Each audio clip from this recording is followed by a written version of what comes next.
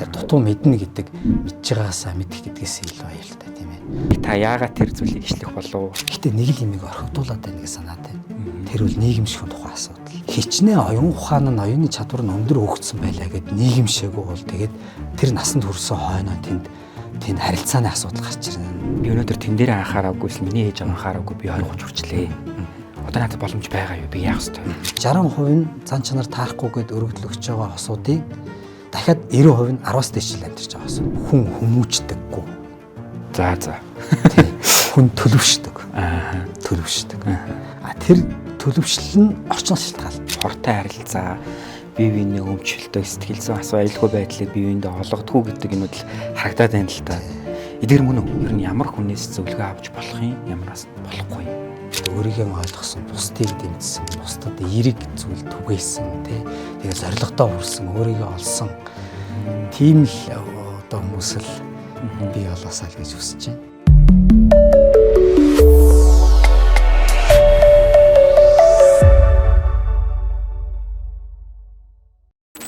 Сайн байцгаана үзэгчдээ. Сайн сайхан байдал, сэтгэл зүйн эрүүл мэндийн тухай шинжилгээ ухаанч байр суурнаас үзэгч олондоо хариулт өгөх хичээдэг Wellbeing podcast-ийн маань ээлж дугаар эхлэхэд бэлэн боллоо. Энэ удаагийн дугаараа бид та бүхэн шинэ оны төгсгөлд өөртөө дүгнэлт хийж байгаа, эх жил сэтгэл зүйн эрүүл мэндийн хувьд илүү өөрийгөө шин төвшөнд явж байгаа бүхий л хүсэл эрмэлзлээ өөрийгөө өөрчлөхөд чиглэж байгаа хүмүүс зориулаад энэ дугаараа бэлтгэж байгаа. Өнөөдрийн дугаарын зочноор нэг эрхэм хүндтэй хүн ирсэн байна. Тэгээд зочноо та бүхэндээ танилцуулъя. За, манай зочноор манай сэтгэл судлалын шинжилгээ ухааны салбарт нэлээд нэр хүндтэй хүн байгаа. Тэгээд сэтгэл судлаа сонгодгууд гэдэг номыг зохиож нэлээдгүй олон хувиар одоо шинжилгээ ухааны салбартаа хэвлүүлсэн бас нэлээдгүй олон номыг бас редакторлож орчуулж бас ажиллаж байгаа, бүтээж байгаа юм хүн байгаа. Тэгэхээр өнөөдрийн зочноор Монгол Улсын боловсролын сургуулийн сэтгэл судлалын төвийн багш Батболд ирсэн байна. За танд энэ өдрийн мэндийг хүргэе. Цаг заваа гаргаад хичээлийн хажуугаар бидний урилгыг хүлээж аваад ирсэн дахин баярлалаа. За та бүхнийг бас урьж оролцуулж байгаад их баярлж байна. За таны ажил сайн уу? Сайн. Дүнгээ гаргаал байж байна. За окей.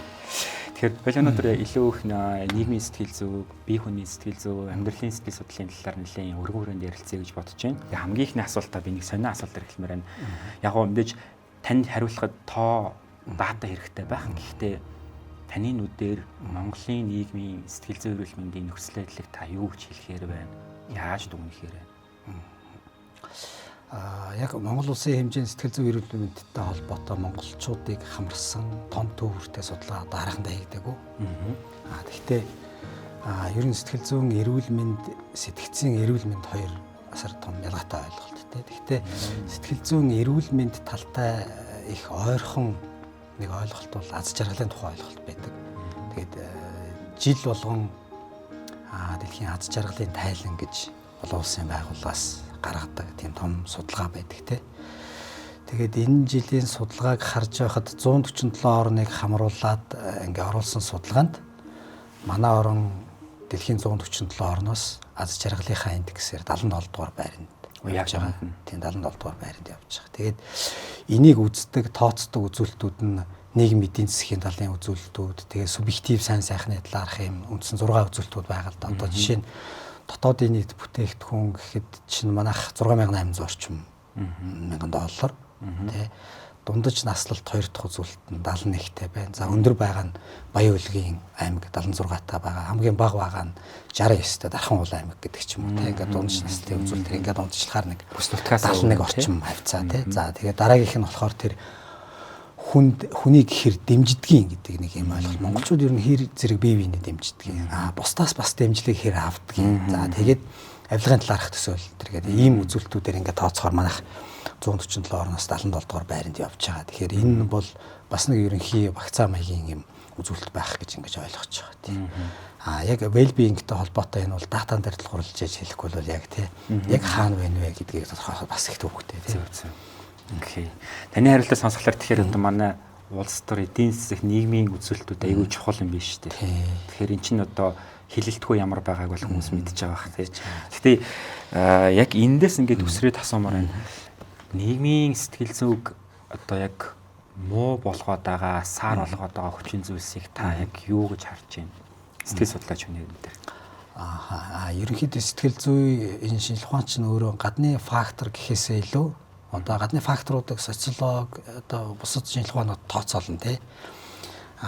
Яг сэтгэл зүй талаас бол хувь хүний онцлогтой илүү холбоотой. За тэгээ бүлгийн ийм сэтгэл зүйтэй холбоотой ийм ойлголтуудаар илүү их тайлбарладаг шүү дээ. Тэгэхээр яг well-being-тэй энэ хувь хүний сэтгэл зүйн нийлбэрүүд бүлэгтэй болоод тэнд яаж ийм засан бөмбөлгийн нөлөө үзүүлээд нийгмийн сэтгэл зүй ямар байгаа вэ гэдэг асуудал яригдана те. Тэгэхээр бид нэр эхлээд нийгмийн сэтгэл зүй гэдэг ийм том хүрээнд ярихаасаа илүү яг хувь хүн дээр ийм одоо өнөөг цагт ингээд нийгмийг одоо голж оройлж явж байгаа ийм хүмүүсийн сэтгэл зүй ийм төлөвшлийн тухай асуудал, онцлогийн тухай асуудлыг ярьж ийж тэгээд ерөнхийдөө ийм нийгмийн бүлэг ийм болоод байна гэдгийг ярих нь илүү оновчтой. Тэгэхээр яг нийгмийг авч явж байгаа одоо 30-та, 40-та, 50-та, 60-та энэ хүмүүсийн төлөвшлөөс энэ нийгмийн сэтгэл зүй өөрөө их хамаатай тий. Тэгээд тэрнээс доошх насныхан болохоор тэр хүмүүсийгээ дагаж, дуурайж, загвар болгож ингэж тэр хүмүүсийн үйлдэлүүдийг давтчихэдэг тий.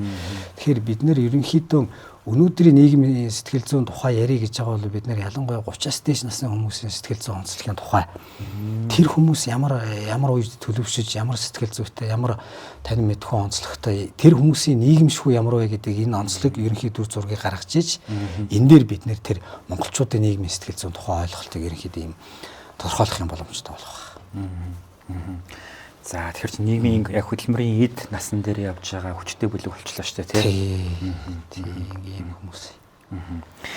За бас нэг сонирхолтой асуулт ингээд одоо сэтгэл зүйн эрүүл мэндийн тухай ярихгүй, бичихгүй, эсвэл дүгнэлт хийхгүй хүн гэж баг байхгүй боллоо. Тэгээ ялангуяа нэг ийм сүүлийн хүмүүсийн хамгийн их яриад байгаа юм сэтгэл зүйн гэмтэл, траума гэдэг ойлголттой ерөөсөл юм л бол болохгүй бүх юм сэтгэл зүйн эрүүл мэндэд холбоотой. Яг энэ тал дээр та ямар хариулт хэлэх вэ? Хоёр талтай авах тий. Нэг талдаа хүмүүс урд нь огт ингээд хаалттай нийгэм байхад тийм ойлголт ерөөсөй байхгүй байл тий. Стресс гэж юу юм, гутрал гэж юу юм, сэтгэл гутрал гэж юу юм, сэтгэл зүйн гэмтэл гэж юу юм гэж огт ойлголтгүй байсан. Тэгээ одоо ингээд технологи хөгжөөд тий ингээд мэдээллийг хаанаас ч авах боломжтой болохоор хүмүүс тэр талаар ингээд тодорхой мэдгэдэгхүүнтэй ойлгох хэрэгтэй болж байгаа нэг талдаа сайн гэж болдгоо юм байна гэж тий. Гэхдээ яг үнэлэх, онцлох тий энэ тал дээр бол мэрэгжлийн хүмүүс заавалчгүй оролцож дуурч байна. Энд дэр мэрэгжлийн хүмүүс л тэр үнэлгээ онцлохоо хийн шүү дээ. Тэрнээс биш интернетээр авсан мэдээлэлээр эсвэл ChatGPT-ээр тодорхой шинж тэмдгүүд симптомуудыг оруулаад ерөөсөө эн чинь юм биш тийм миний хажуу сууж байгаа тэ хамт ажилладаг нөхөр чинь ийм биш тэ гэж дүгнэх огт тийм боломжгүй тэр шинжлэх ухааны үндэслэхгүй юм болно шүү дээ. Тэгэхээр мэдж байгаа нь сайн тэ. Гэхдээ яг тэрийг тодорхойлж байгаа онцлж байгаа үнэлгээ хийж байгаа хүмүүс бол мэрэгжлийн хүмүүс байх хэрэгтэй тэ. Тэгэхээр өөрөө өөртөө онцлох байж болохгүй байх. Болохгүй. Хүнийг тэгэж онцолж болохгүй. Тэрийг сэтгцэн эмч тийм ээ. Эсвэл клиникийн сэтгэл судлаач нар л тэр оншийг тамин шүү дээ тийм ээ. Тэгэхээр одоо чи хүнийг оншилж байвал их мундаг болчоод бас хүнийг онцлох гэдэг чинь ингээд нэг юм эсрэгээр нөгөө хүний эсрэг зэвсэг хийгээд байгаа юм болчихлоо шүү дээ тийм. Тэгээд тэр нь өөрөө энэ нийгэмд байгаа ялгуурлын суурь болчвол тэр өөрөө бүр аюултай юм тий. Тэр дутуу мэднэ гэдэг мэдж байгаасаа мэдэх гэдгээс илүү аюултай тийм ээ. Вау тий. Дутуу мэднэ гэдэг мэдж байгаасаа аюултай гэдэг үнс үг тий. Окей. Таны нэг яриа байсан л та вебсайт дээр ичхээ болно гэдэг тэнэрлэлийн хамгийн ихний шинжимдэг гэдэг Фройдийн үгийг хичээлсэн. Тэр нэлээд одоо миний санахын тэр нэг сонгуулийн үе болж исэн нэлээд олон хүмүүс одоо хуваалцж исэн. Тэгээ яг энэ нийгмийн сэтгэл зүй дээр яг энэ зүйлсийг та яагаад тэр зүйлийг ишлэх болов? Тэр үгийг сонгох болов? Ингээд би өөрөө хөгжлийн сэтгэл судлал гэдэг хичээл заадаг л да. Тэгээд хүн бол ерөнхийдөө насан туршдаа төлөвшчээдэг, суралцчээдэг. Тэгээд ямар тохиолдолд хүн хөгжихөө болно гэж ер нь бол байхгүй л да. Гэхдээ хөгжил нэг тийм зогсон байдалд орцсон юм шиг тийм юм байна. Тэр нь бол юу юм бэ гэхээр сурхаа болох, тэгээд суралцгаа болох, шинийг мэдхээ болох, өөрийгөө мэдж байгаа гэж бодох, тэ мэдхгүйгээ мэдэх, тэ ингээд тэгэхээр хүн ер нь ичхээ болдго юм болоо та тий. Мэдхгүйгээ мэдхгүй болоод тэгээд тэрийгэ мэддэг юм шиг ажиллаад чадахгүйгээ чаддаг юм шиг авирлахаар хүнээс тийм этгээд зүйлсүүд гарч ирдэг тий. Тэгэхээр тэнд суралцгаа болдог. Тэнд ёс суртахууны нэг тийм хэмжээр байхгүй болоод байна шүү дээ тий. Тэгэхээр тэр Фройдыг үзэж байгаагаар бол хүнийг амьтнаас ялгадаг ганц зүйл ер нь ёс суртахуун шүү дээ тийм ээ. Тэр ёс суртахуун гэдэг зүйл байхгүй болчоор тэгээд хүн араат наслгаагүй болчдөг тий. Тэгэхээр тэр үгийг онцолж тэгж хэлсэн байх нэ. Учиртай болоод байгаа тий. За таны одоо амьдралын сэтгэл судлал гэдэг ном байгаа. Сэтгэл судлал сонгодгууд байгаа. Тэн дээр нэлийн бие хүний сэтгэл зүйн мэндийн талаар нэлээх дурдсан байдаг л да. Тэг яг хүмүүс ингээд үзэгч олон маань яг сэтгэл судлалын салбараас одоо онх ондоо хүмүүс бас нэлээ олон байгаа. Яг бие хүний сэтгэл зүйн мэндийн хамгийн чухал хүчин зүйлсийг те хүнийг хүн болгодог хүчин зүйлсийг нэрлэеч гэвэл та юуг нэрлэх вэ? Тэгэхээр яг ингээд нэг насны тийм үйл чухал гэж хэлэх аргагүй юм шиг надад. Одоо жишээ нь нялх байхад бол эцэг их асаргаа их чухал. Хүн төрөөд шууд яриад эхэлдэггүй шүү дээ тийм ээ. Тэгэхээр харилцаагаар дамжуулаад эцэг их асраа хамгаалагчтайгаа ингээд ийм сэтгэл хөдлөлийн холбоос ингээд тогтоо тийм. Тэгтэл тэр нялх насанд тэр их чухал. Тэгээд тэр нь өөрөө ирээдүйн усын харилцааны тэр бие биенээ ойлгох мэдрэх суурь нь бол ингээд сэтгэл хөдлөлийн суурь тавигдана тийм. За ингээд 12 нас хүрэхээр ингээд хүүхдүүд хүрэхээс өмнө бол яах вэ гэхээр ингээ бодит сэтгэдэг арж байгаагаа үнэн гэж итгэдэг байснаа 12 наснаас эхлээд хийсвэр сэтгэх хөгжиж эхэлнэ. Тэгэхээр би юм бэ ингээ бодож эхэлнэ тий. Ингээд насны үе болгонд нэг тийм экзэгтэй шийдвэрлэл зохиох тийм одоо тийм зөрчил даваанууд байна тий. Тэрийг ингээд зөв даваад өмнөх одоо төлөвчлийнхээ суурийг зөв тавьж чадвал дараагийн хөгжил ингээд зөв явах тийм суурь нь тавигддаг тийм. Тэгэхээр яг л ерөөсөө ингээд насан туршдаа хүн ер нь тэрийг л ботчул болно гэж хэлэх нь их надад бол учир дутагдaltaй юм шиг тийм. Одоо ингээд жишээ нь өсвөр насыг аваад үзье л да. Өсвөр насн дээр хүн өөрийнхөө бие хэмбэ гэдгээ маш сайн ойлгосон байх. Энэ өөрөө их чухал тийм үе болж ирдэг те. Гэтэл тэрийг ямар тохиолдолд хүн сайн ойлгодог юм бэ гэхээр өмнөх суурьуд нь зөв тавигдсан тохиолдолд те. Үнэхээр би яг амьдралаас энийг хүсдэг юм байна. Би энийг чаддаг юм байна. За ерөөсөө л миний зорилго юм байна гэдэг нь ялангуяа 14 5 наснаас өмнө ингээд тэр нь тодорхой биш юм а гэхэд тийм баримжаатай болчвол өсвөр насндаа хүн өөрийгөө би юм бэ гэдгээ тодорхойлоход амархан болчихно. Одоо тэр нь ингээ өнгө явна те. Гэтэл ийм хүмүүс чинь ийм хүүхдүүд чинь мэрэгчлээ сонгохдоо те альва зүйлд хандахдаа тэр өөрийнхөө өнцгөөс харж ингэж тэрийгэ зөв тодорхойлох боломжтой болж эхэлнэ те. Гэтэл ингээд яагаад 20 хэдтэй залуучуудад эсвэл 30 хэдтэй залуучуудад ингээд асуудал гараа сэтгэл зүйн сайн байдал нь буураад байна гэхээр нөгөө өмнөх асуудлуудаа шийдэж чадаагүй те. Би яг юу хүсдэг юм бэ гэдэг мэдэхгүй. Юу чаддаг юм бэ гэдэг одоо холтол олоогүй те 20 хэдтэй болчоод те зорилгоо тодорхойлоогүй. Гэтэл тэрийг ингээд хүн ер нь 15 наснаас өмнө ингээд тавьсан байх хэрэгтэй байх нь шүү дээ. Гэтэл ингээд тэр суурьуд ингээд буруу яваад ахаар насанд ингээд хошоо гарч байгаа бэрхшээлүүд нь ингээд ихсэн те. Тэгэхээр энэ онцлогуудаа сайн танин мэдэж те яг цаад ингээд энэ бүгдийг ингээд ерөнхийд нэгэ базаад үзэх юм бол ер нь л амьдралын хүн ингээд насан туршдаа тавих хэрэгтэй асуудал бол би юм бэ тийм ээ тэрл юм шиг байгаа юм те ингээд тэрийгээ бол юунг бол сониуч байх те тэр их чухал юм шиг байна. Юунг бол гэдэг дээр юунг бол ерөнхийдөө тэр би хэм бэ гэдгээ тодорхойлолт нь 40 гараад гэж ингэж хаалт байгаа. Гэтэл бол ер нь ихэнх судлаачид бол хүн бол ерөнхийдөө 33 гэж ингэж нас тавиад байгаа шүү дээ. Тэгэхээр яагаад вэ гэд ингээд тэрний цаатлыг ингээд аваад тэр би хэм бэ гэдгээ тодорхойлох чинь бол хүний өөрийн нийгэмшгүй онцлог асуудал шүү дээ. Гэтэл тэрний цаана бас танин мэдхүйтэй холбоотой юм тий.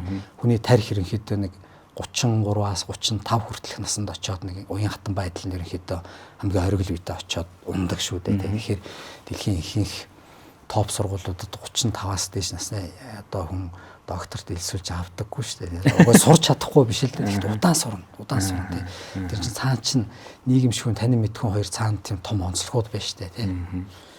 Тэр 14-өөс доош 14 12 наснаас доош үед нь эцэг эхчүүд тэгвэл одоо яг юу хийх ёстой юм бэ?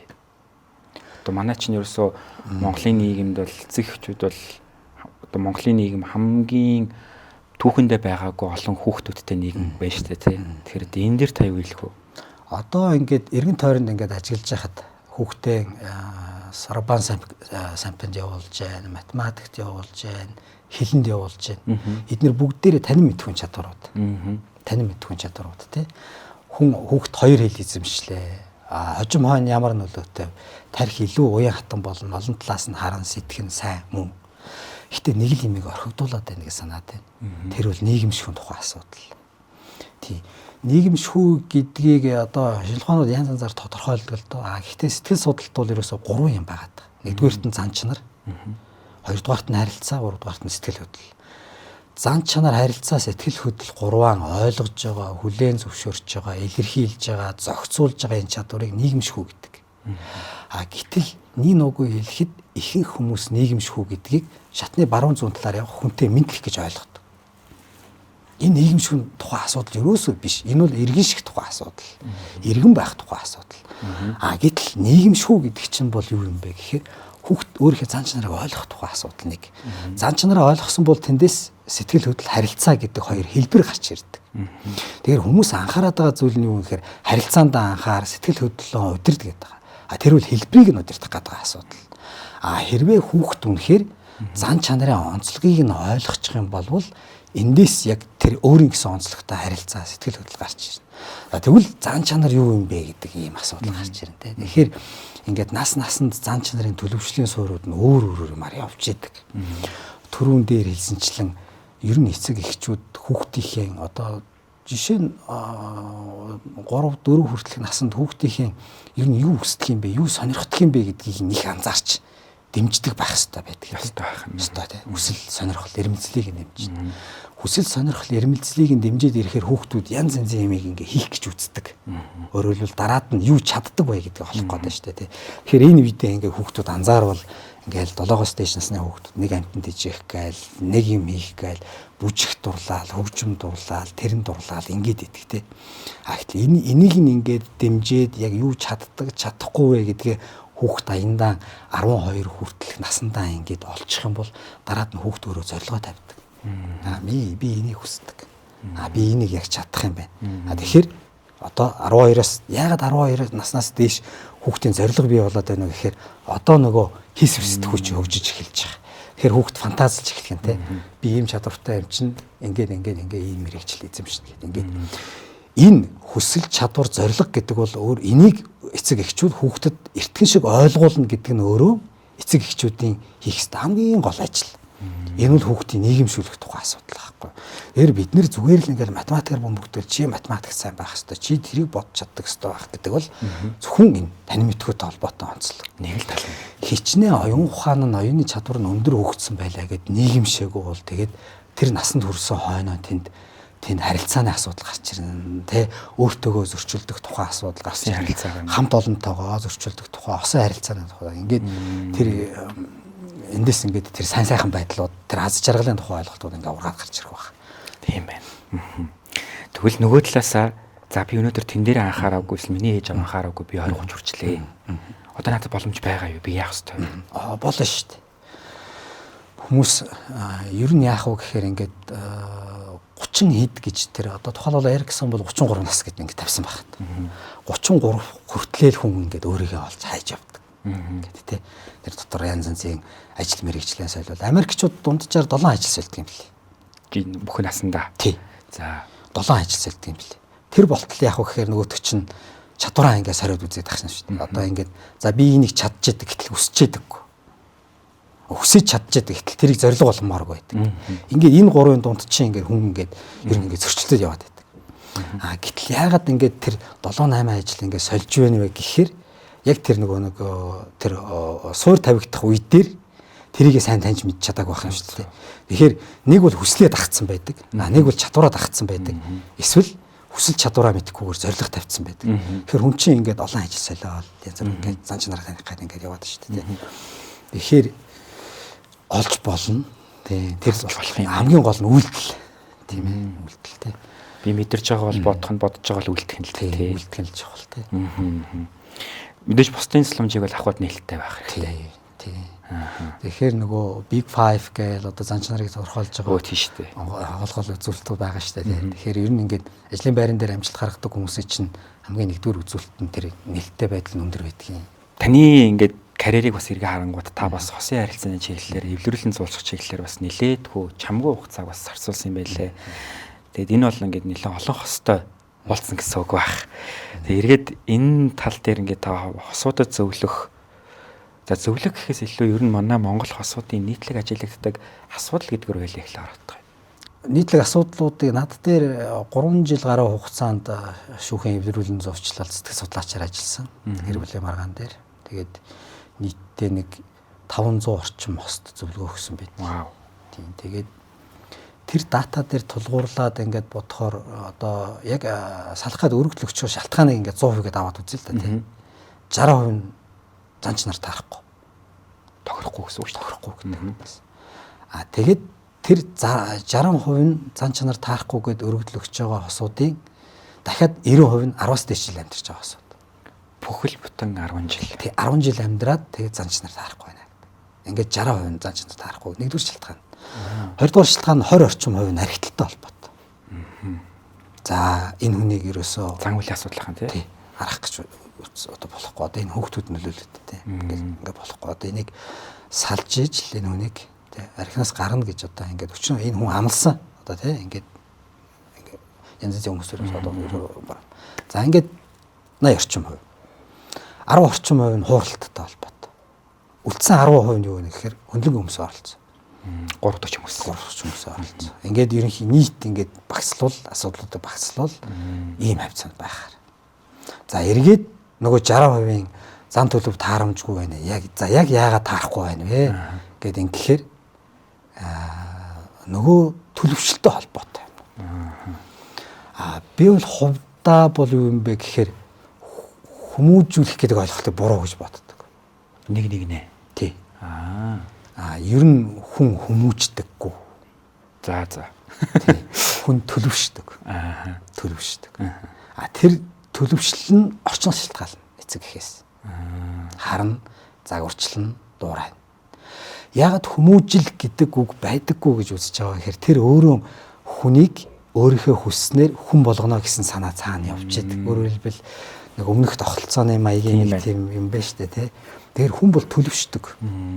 Төлөвшдөг тий. Тэгэхээр ерөнхий ингээд тэр 10-аас дээш жил амьдраад ингээд зандлын хувьд таарахгүй занч нар таарахгүй байгаа тэгээд ингэхээр танд төлөвшлийн асуудлуудтай холбоотой. За тэр юу төлөвшөөгүй байна вэ гэхээр хүмүүс өөрсдөө төлөвшөөгүйгээр өөрөө онцлогоо тодорхойлоогүйгээр би яг юу хүсдэг. Юу хүсдгийг мэдэхгүй. Ингээд хүний хамардаг. Тэ. Энэний цаана нөгөө нэг яг юу вэ гэхээр нөгөө хүн өөрийнхөө төлөвшөөгүй учраас өөрийнхөө онцлогоо ойлгоогүй.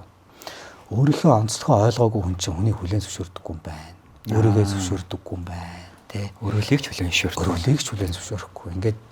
Ингээд яаж юм бэ гэхээр нийт хосууд биш л дээ, бүгдээрээ биш л дээ. Тэр цаана нь бол юу юм бэ гэхээр яг явж сэтгэл зүйн бүх асуудлын шалтгаан эцсийн дүндээ хүн өөрөө л байдаг. Тий. Тэгэхээр яаж юм бэ гэхээр ингээд дутуу төлөвшсөн те эсвэл төлөвшил нь буруу явцсан хүмүүс ингээд тэн дээр харилцаан дээр ингээд асуудал гарч штэ те. Тэгэхээр одоо юу гэж хэлэх гээд байна вэ гэхээр хамгийн нэгдүгээр гэр бүлийн боловсрол сэтгэл зүйн боловсрол их чухал. Ер нь эхнэр нөхөр байна гэдэг юу юм? Эцэг их байна гэдэг юу юм бэ? Тийм.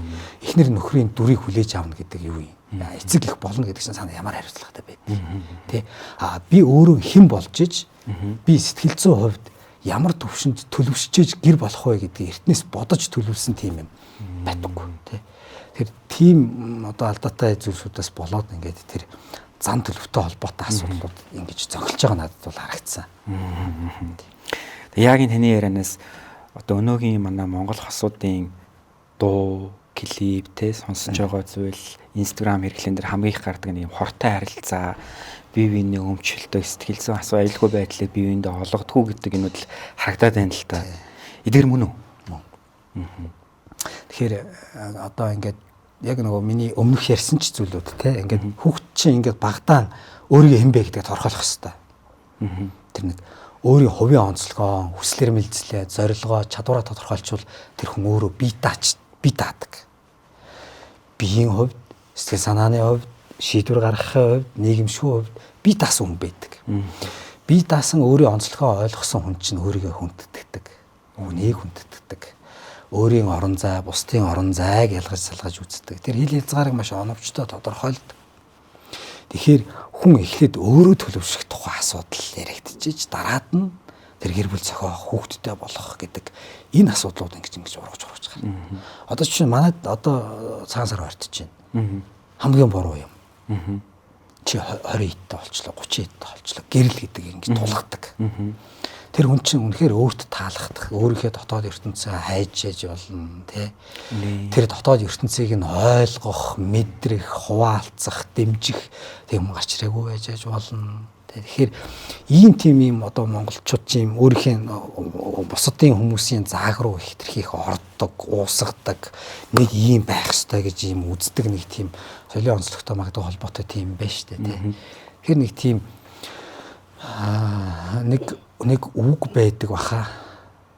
Ямар мод илүү сайн ургадаг вэ гэсэн чинь хитрхи их ойр тарьж болохгүй. Хитрхи хол тарьж болохгүй юм хоёр мод. Тодорхой заагтай тарьсан мод, тодорхой зайн тарьсан мод их сайн ургадаг гэж. Тэр цаана ус татах, дэмжих, агаар солилцох, нар авах байх нь шүү дээ. Хүмүүсийн хоорондоо харилцаа яг тийм тий. Бас энэ яриаг нэлээд олон залуу хосууд үзэх байх. Одоо яг одоо хос ярилцааны эхний хэдэн жилүүдэд явж байгаа тий. Тэгэхээр таны нэг тань дээр ирж зөвлөгөө авсан нөгөө дүгнэлтээс бол арай хугацааны үед ихэнх үе дээр явж байгаа хүмүүс гэсэн. Тэр залуучууд юуг хамгийн түрүүн анхаарах ёстой гэж хэлэх үү та? Яг нийтэд нь хамруулж зөвлөгөө өгөх төвхтэй. Яг үхээр төлөвшил нь янз бүр шүү дээ тийм ээ. Орчин янз бүр. Тэгтээ яг хоорондоо үргэлж байгаа. Ерөнхийдөө ингээд сулгаараас ингээд аваад үзэхээр хамгийн ихний үедээ бол ингээд сайн таньж мэдэх чухал юм ээ. Сайн таньж мэдэх чухал гэдгийн цаана юу байгаа гэхээр хин өөрийнхөө үнэн байх хэрэгтэй. Миний сонирхол юм. Надад би ийм юм дургу. Ийм юм дуртай. Миний зорилго юм. Би нэг чаддаг. Би нөгөөснөөс энийг хүсдэг. Яагаад гэхээр ингэдэг. Тэрийг маш нээлттэй, ил тод хүн өөрийнхөө нэг ийм натураараа байх нь осуудын ихэнх үеийн харилцаа маш чухал. Тэгэхгүй бол хиндээ сэтгэгдэл төрүүлэх гэдэг анхаарлыг нь татах гэдэг те ингэж тэр өөрийгөө дарах нь тухайн юм байна. Яг үг гэхээр ер нь хүмүүсийн хоорондын харилцаанд хүлээн зөвшөөрөл гэдэг юм чухал шүү дээ тийм. Давуу тал, сул тал энийгээ хин хүлээн зөвшөөрчээд цаашаа жинхэнэ бодит харилцаа явдаг. Тэгэхгүй энэ хүлээн зөвшөөрөл байхгүй болохоор цаашаа харилцаа дүүрсгсэн болоод эсвэл хин нэг нь мэдрэмжээ дардаг, эсвэл хилээ хазж өнгөрөөдөг ийм болдог. Энэ хизээ хойно зөрчлийг хоримтлуулад ингээд дараад нь тэнд зөрчил ингээд хурцтахаараа тесэрч өөр байдлаар янз янзаараа гарч ирсэн те. Тэгэхээр хүн өөрийнхөө байх, үнэн байх, өөрийнхөө онцлогоо таньсан байх гэдэг энэ усуудын ихэнх үеийн харилцаа маш чухал. Үнэхээр би яг өөрийнхөө байгаад те энэ натураар байгаад намайг хүлээн зөвшөөрч чадчихвэл ойлгож ивэл тэр хүнтэйгээ цаашаа үргэлжлүүл. Үнэхээр миний дотоод ертөнцийг мэдрэхгүй, ойлгохгүй, дэмжихийг хүсэхгүй бол тэр харилцааг эртгэн тасалсан хийндээ амар. Тийм ээ. Тэгэхээр энэ ихэнх үеийн харилцаанд бол энэ илүү чухал гэж би ойлгож байгаа. Нэг үзэгч маань асуугаараа гээд нэг анхны подкастыг хийх гэж байгаа гэдэг нэг нэлээд дээр бодож явах нэг асуултыг хэрвээ ийм асуулт гарвал асуугаад өгөөрэй гэж хэлж ирсэн. Тэр санаанд орлоо. Маш их одоо хэмжээгээр архинд, харт амхинд цаа магадгүй янз бүрийн мөрөөдө тоглоом донтож байгаа ийм хүмүүсийн яг тэр цаад асуудлынх нь тэр үүсгэж хүчин зүйлийг бууруулах арга байдгүй гэдэг асуулт байсан. Энэ дээр та юу хэлэх вэ? Ер нь донтолт гэдэг бол ямарваа нэг юмд донтно гэдэг бол сэтгэл зүйд дутагдж байгаа юм нөхөж байгаа оролдлого байдаг тий. Тэнд одоо арх байна уу, мөрөдө тоглоом байна уу, тий. Юу дутагдж байгаа вэ гэдэг тэр цаана юм. Мэдрэмжийн талын юм байна уу? Эсвэл танд онцлогтой холбоотой юм байна уу, тий. Бид сэтгэл судлаачд бол илүү хүний бодол, мэдрэмж, төлөвшил нийгэмшгүй талаас нь илүү хардаг тий. Тэгэхээр тэр хүн яг одоо юм хэрэглээд байгаа нь юмд донтоод байгаа нь бол өнөөдөр байгаа асуудал биш. тэрнээс өмнө шийдэгдээгүй байгаа дутагдж байгаа тэр асуудлынх нь тэр нэг илэрлэн тэрийг нөхөх гэж байгаа тэр оролдлого гэж бол сэтгэл судлаачид нэг ихэнхдээ хардаг. Тэгэхээр хүн хүний цаад донтж байгаа шалтгаан өөр баг сэтгэл зүйн шалтгаан. Тэгэхээр тэрийн ерөнхийдөө тийм байдгаа гэж хэлэх нь бол төвхтэй шүү дээ тий. Яг цаана тийм юу байна гэдэг бид нэр урагшаа хойж үзэх шаардлагатай болно тий. За сэтгэл судлаач хүнээс сэтгэл судлаач хүн асуулт асуухад нэг асуултыг асуухгүй байж болохгүй. Тэр нь нийгэм ямар сэтгэл судлаачаас ерөн зөвлөгөө авч ерөн сэтгэл зүйн тусламжуулахыг авч болохгүй вэ гэдэг бас болох вэ гэдэг асуулт. Яг тэгэхээр одоо манай Монголд маш олон сэтгэл судлаач нар зах зээл дээр бэлтгэж гарч байна. Энэ дээр та ер нь ямар байр суурьтай байна? Яг одоогийн байгаа нөхцөл байдал эргэцэн орчин монголчуудын өнөөдөр байж байгаа байдалтай ингээ бодоход шууд болно болохгүй гэж хэлэхэд ярихтай. Тий. Үнэхээр ингээд хүн туслая гэсэн чинь сэтгэлтэй шинийг ирж хайдаг, нээлттэй, чадвартай, мэдлэгтэй тэм хүмүүс байгаа үүсэхгүй. Тэр зөвлөгөө өгөөд явж байгаа бас.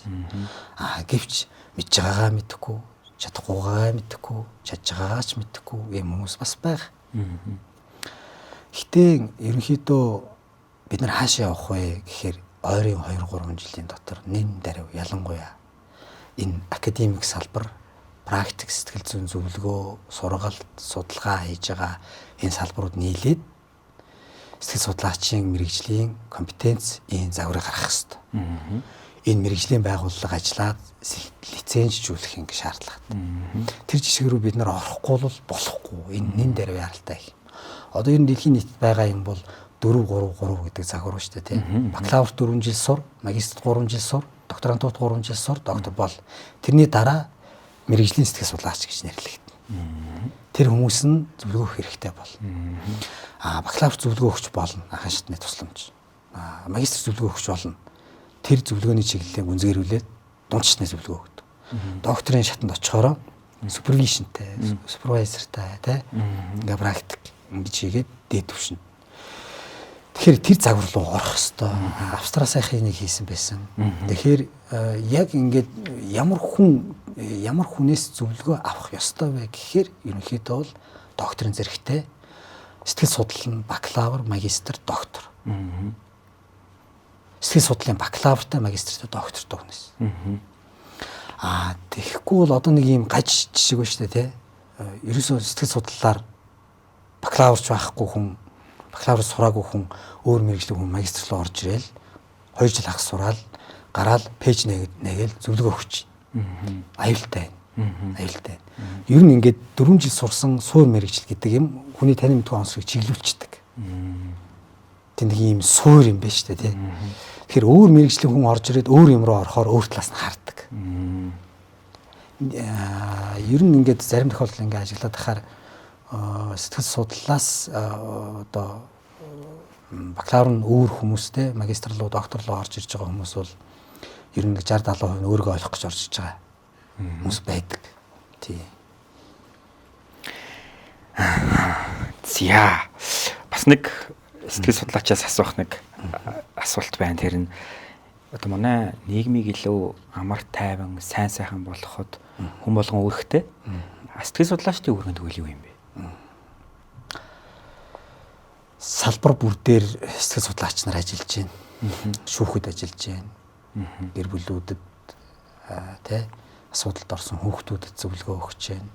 Сургуульд ажиллаж эхэлж байна. Эрсдлээ сэргийлж байна. Үнэлж байна. Зөвлөгөө өгч байна. Сэтгэл зүйн боловсрол олгох ажил хийж байна. Та бүхэн байна. Байгууллагууд дээр ажилтны сайн сайхантай холбоотой, well-beingтэй холбоотой ажлууд хийж байна.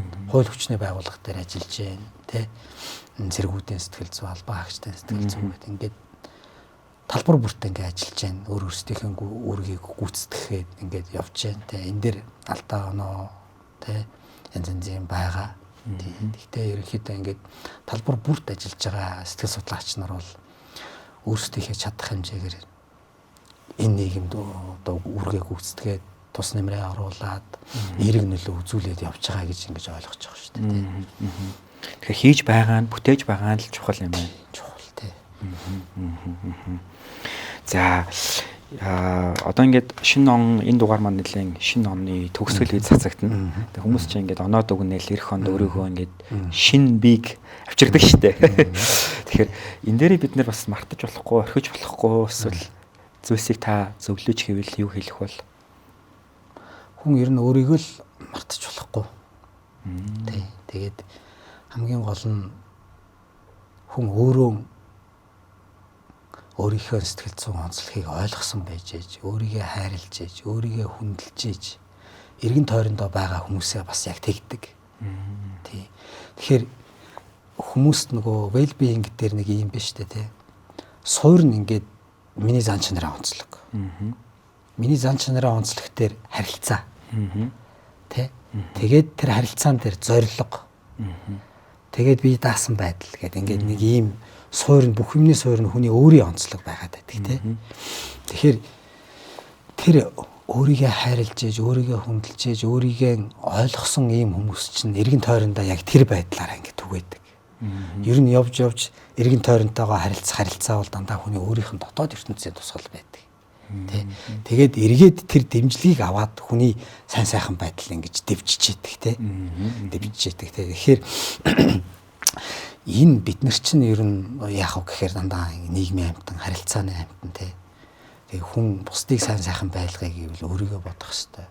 Өөрийгөө сайн сайхан байлгая гэвэл бас бусдыг дэмжих ёстой. Ингээд бид нар чинь ингээд нэг юм харилцан шүтэлцээтэй нийгэмд оршиж байдаг тий. Тэгэхээр энэ эрх хичээлд өөрийгөө ойлгосон, бусдыг дэмжсэн, бусдад эерэг зүйл түгээсэн тий.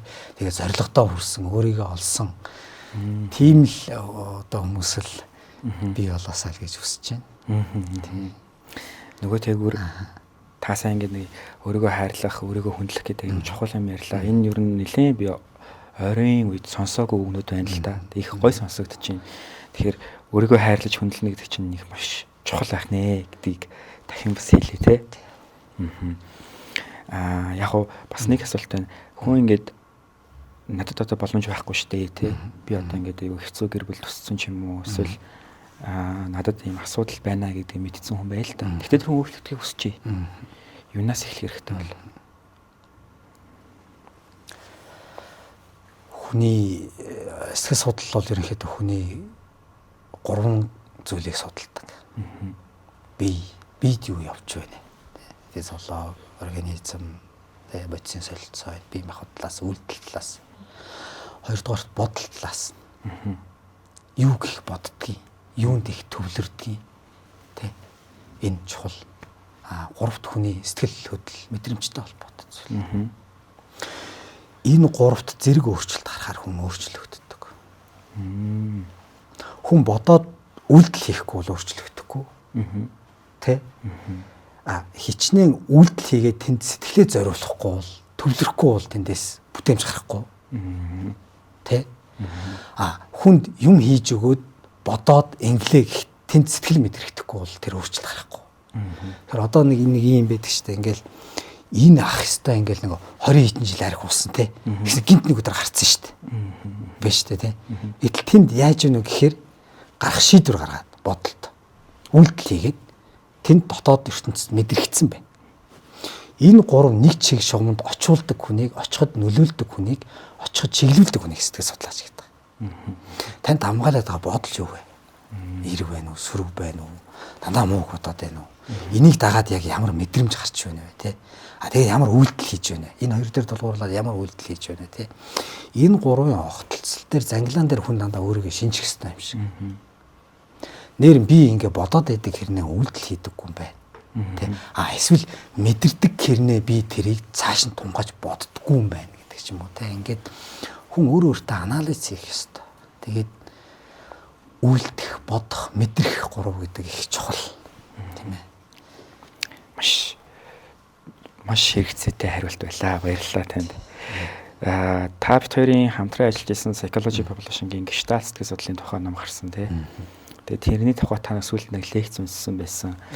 Тэгээ Gestalt-ыг ингээд хүмүүс ингээ харь үг юм шиг байгаа санагдаад байдаг л та. Тэгээд зөвхөн хүмүүст энгийн амьдрал дээр тэрний гол хэрэглэх ёстой мартаж боломгүй зүйлсийг та боломжтой бол маш энгийнээр тайлбарлаж өгвөл. Хүн ер нь эргэн тойрондоо байгаа зүйлсийг дандаа ингээд тусад нь ингэж харддаг. Батуулдаг гэдэг хүнийг миний нүдийг эсвэл миний хувцсыг эсвэл миний дуу хоолойг тусна хардаггүй. Дандаа юмыг бүхэлэг байдлаар нь хардаг. Тэгээ эргэн тойронд байгаа зүйлсийг ингээ хардаг. Гэтэл бол яах вэ гэхээр ингээд хүний амьдралд одоо ингээд янз янзын юм ингээд тохиолдохоор тодорхойлоод жишээ нь одоо нэг өдөр нэг асуудал тохиолдохоор яадаг вэ гэхээр хүн тэр зүйлсийг дандаа шийдэж явах, дуусгах явах, бүхэлэг байдлаар харж явах, ингээ хаалга хааж явах тийм сэтгэл зүйн тийм онцлогтой байдаг. Нэг ажил хийлээ, дууслаа, бүхэл дүр зураг үүсгэлээ, энийг ийш нь тавилаа. Ингээд хүний энэ сэтгэл зүйн өөрөө онцлог бол альва юмыг дуусгаж явах, гүцээж явах, хэлж явах, илэрхийлж явах ийм онцлогтой байдаг. Тэр онцлогийг ерөнхийд нь юу гэж нэрлэдэг байгаа вэ гэхээр гештальт гэж ингэж нэрлэж байгаа тийм. Тэгэхээр ингээд зарим тохиолдолд нэг асуудал ингээд үүсчээд хүн тэр асуудлыг шийдэж чадлагүй орхичоор хүний сэтгэл зүйд юм дутаад байдаг. Өөрөөр хэлбэл юмыг дутуу хийчдэг, орхичдаг. Хүнд хэлэх үг, илэрхийлэх, мэдрэмж, хийх ажлууд гэдэг ингээд энэ ямиг дуусгахгүй орхиод хилээ хазаад мэдрэмжээ дараад хийхгүй орхиод хоошлуулаад байвал хүний сэтгэл зүйд ингээд асуудал ингээд хоримтлагтаал байдаг. Ингээд хоримтлагтаал байдаг.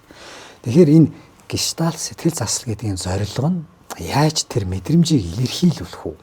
Яаж тэр бодлыг гүйцээх үү? Тэр дуусгаагүй ажлыг яаж дуусгах вэ гэдэг тэр нөхцөлийг, боломжийг, бэлтгэлийг олох гээд байгаа нь тэр гештальт сэтгэл заслын зорилго. Ингээ явж байгаад яах вэ гэхээр за эсрэгээрээ за ингээ хүмүүс сэтгэл судлаач тэр болгоо хандаад авах боломж байхгүй. Гэтэл ингээд хүн шийдэх ёстой асуудлууд ингээ бахан хураачлаа. Тэнд стресс болоод, стресс нь гутрал болоод, эсвэл ингээд одоо хамгийн ихний одоо сэтгэл зүйн асуудлыг ингээ хураасны хамгийн ихний бие махбодын симптом нь харшил, ханаа, толгой өвдөх энэ төр гэж байгаа байхгүй. Ингээд биеийн симптом болоод өвчин болоод ингээ ховрчдөг. Ингээд сэтгэл зүйн асуудлаа ингээ шийдэхгүй байна. За тэгвэл яах вэ гэхээр хүн эцэстээ юу болдог вэ гэхээр хариуцлага өөр зүйл тох гэж хичээдэг. Тэр чинь миний буруу биш, тэр чинь буруу байсан биш. Хүн рүү гадаад нөхцөл рүү оролдог.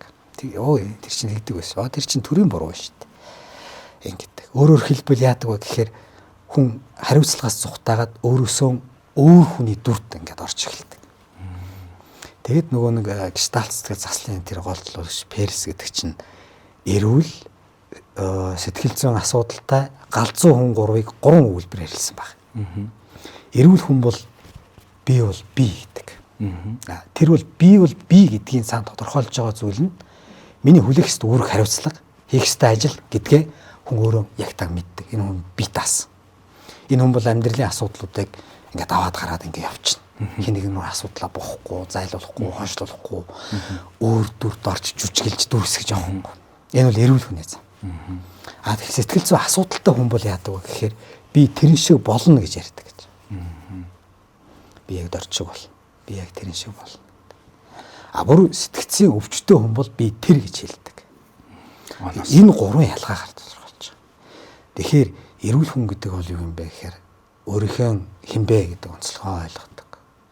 Хариуцлагаа хүлээдэг. Тухайн цаг мөчтөө амьдардаг. Тэ мэдрэмжээ цаг тухай бүрд нь эгзгийг нь тааруулаад илэрхийлж сурдаг. Бодлоо удирддаг. Үйлдэлээ удирддаг. Тэрнийхээ хариуцлагыг өөрөө хүлээдэг энэ хүнийг сэтгэл зүйн хувьд эрүүл хүн гэж ингэж тодорхойлдог. Гештальт сэтгэл заслын зорилго нь тэр. Тэгэхээр нөгөө сэтгэл зүйн зөвлөгөө авах гээд ирж байгаа хүмүүс чинь эхлээд дандаа өөр хүний дүрээр орж ирж ингэж ярьдаг. Бага насны дүр. Дандаа тэр буруугаа ээжтэй, ахтаа, эгчтэй тийм ингээд өөр хүнд. Тэрнээс болоо би тэгсэн гэдэг байдлаар ярьдаг. Тэрний цаана хариуцлага үлээхгүй гэсэн санаа байна шүү дээ тийм. Гешталтыг харуул. За маш гоё.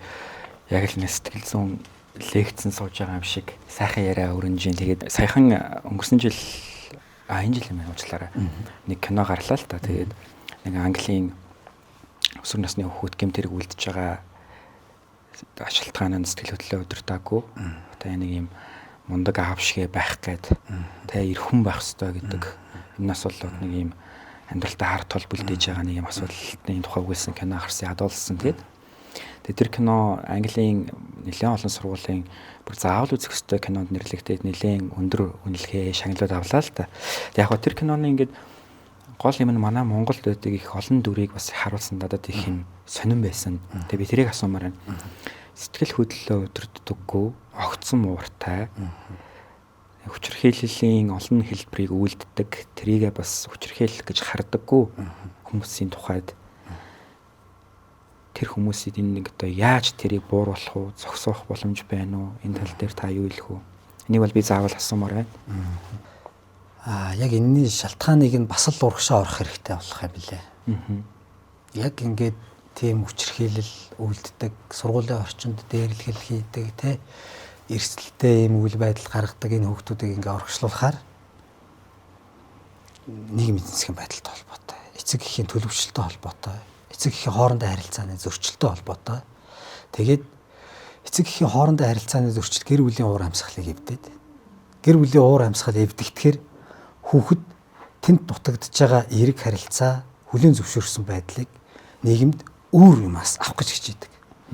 Тэр нь түрэмгийлэл байж болно, дээрлэхэлт ингээд эсвэл янз янзын ноонтолт гэдэг тийм. Тэгэхээр бас л нөгөө түрүүнд хэлсэн те. Тэгээ хүнийг хүмүүжүүлэхгүй. Хүнийг хүн төлөвшүүлж болно те. Тэр нь эцэг эхээс маш их шалтгаална, орчноос маш их шалтгаална хүүхдүүдийн хувьд те. Тэгээд тийм таатай орчныг, тогтвортой орчныг, эерэг орчныг бүрдүүлэх нь эцэг эхчүүдийн тийм гол үүрэг шүү дээ те. Тэнд бэлэн байх тухай, тэнд хэн болж иж хэн байх бай тухай асуух те. Тэр буцаалт тийм урагшаа. Ингээд энийг засан бөмбөлгийн нөлөө гэж ингэж нэрлэдэг юм лээ. Манай подкастыг ингээд шийдвэр гаргахчнаар үзээсэй гэж бас боддог л доо. Хэрвээ үзэх боломж гарвал шийдвэр гаргах шиг маань одоо хууль тогтоож байгаа нөхдүүд байгаа те. Тэр хүмүүс энэ Монголын иргэдийн зөвхөн хүн амын сэтгэл зүйрэлмийн сайн сайхан байдлын төлөө юуг одоо хийх ёстой, үйлдэх ёстой гэдэг дээр та юу гэж хэлэх вэ? Тэр хүмүүс нэг сонсох боломж олтлоо гэж бодвол хамгийн гол зүйл боловсрал. Хэрвээ боловсролын ялгаатай байдлыг арилгах юм бол тэрний хойно үзүүлэх нөлөө асар их. Джеймс Хайкман гэдэг Нобелийн шагнал авсан эрдэмтэн шүү дээ тий.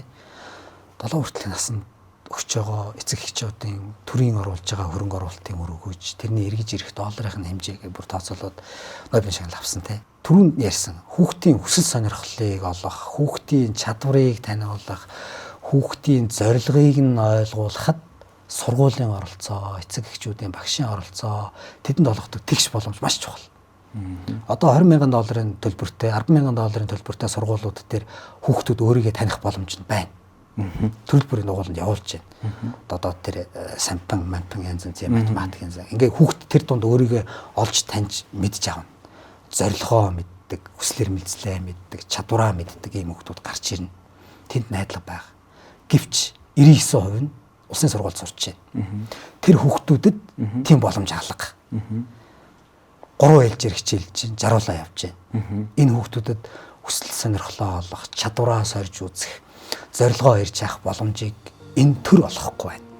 Тэгш боломжийг, тэгш боловсрал эзэмших одоо энэ боломжийг олох ёстой хүмүүс тэ санс суудлын хэрүүлээ гэдэг ингээд сууж агаад маш их тийм харамсалтай. Тэгэхээр боловсралд их хөрөнгө оруулаач, тэгш боломжийг олгооч, сургуулийг олон тоогоор нь одоо байгуулаач. Нэг хүүхдэд ноогдох багшийн тоог ихсгээч. Одоо судалгаагаар бол ерөнхийдөө ингээд 25 хүүхдэд нэг багш. Энэ ер нь оптимал юм чинь. Гэтэл одоо 60 хэдэн хүүхдтэй сургуульд багш яаж ажиллах уу? Тэр хүүхдийн хүслэр мэлзлийг яаж дэмжих үү? Тэ энэ өөр асуудал. Тэ тэгээ дээр нь эцэг эхчүүд ирж байгаа дарамт тэ. Ингээд ийм асуудал байна да. За маш амттай яриаг өгөөчтэй сонссон хүнд нэгийг бодулж хоёрыг тунгаах үз яриаг би өөрөө маш их зүйлийг ойлголоо. Тэгэхээр ийм яриаг өрнүүлсэн танд чин сэтгэлээсээ хуваалцсан танд маш их баярлалаа. Та манай үзэгч нар бол дийлэнх нь залуучууд байдаг. Тэгээд сайн сайхан байд сэтгэл зүйрэл мэдтэй нэг ахиц ийчээ да гаргачээ да тэ шинэ мэдээлэл сонсч идөө илүү их одоо юмыг түгээдэ гэсэн дагагч нар манад их олон байдгийн. Тэгэхээр та манай дагагч нар тандаад одоо сэтгэлийн үгээ хэлээд дуусгая да. Тэр нь юу ч хийж болно. Ажилд нь амжилт, амьдралд нь аз жаргал, тийм ээ. Тэгээд эрүүлийн сайн сайхан бүхнийг өсөн өрөөе. Шинэ оноо сайхан ухтаарай. Нэрсгээ хүлээн авсан танд маш их баярлалаа. Та бас шинэ оноо сайхан ухтаарай. Таны эрдмийн их аялалд амжилт хүсье. За баярлалаа. Баярлалаа.